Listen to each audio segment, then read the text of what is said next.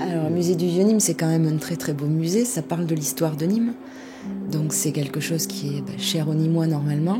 Quand le musée du Vieux-Nîmes a été créé, c'était en 1920 par Henri Beauquier. C'était un élu, il était journaliste, c'était un érudit. Et il a voulu en fait rassembler en un même lieu le passé récent de la ville de Nîmes, justement en opposition à son passé antique qui était très connu.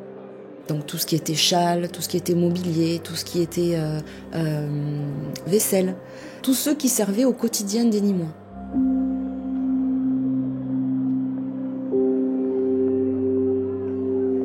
C'est des bijoux, c'est des bijoux. Les châles, c'est des bijoux. Enfin, c'est des tableaux, c'est fabuleux.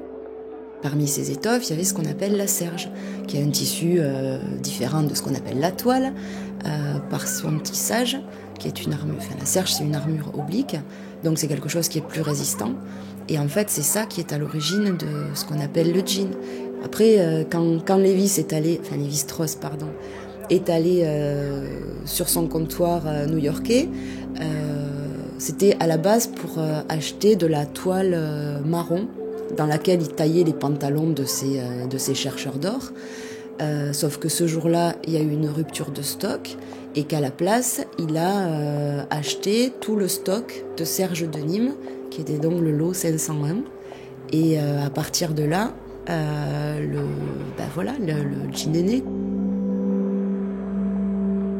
C'est super intéressant de travailler dans le musée qui raconte comment on en est arrivé à ce que le jean soit internationalement connu aussi. Et en fait, le tissu a été inventé ici. Et ça, il n'y a personne qui le sait.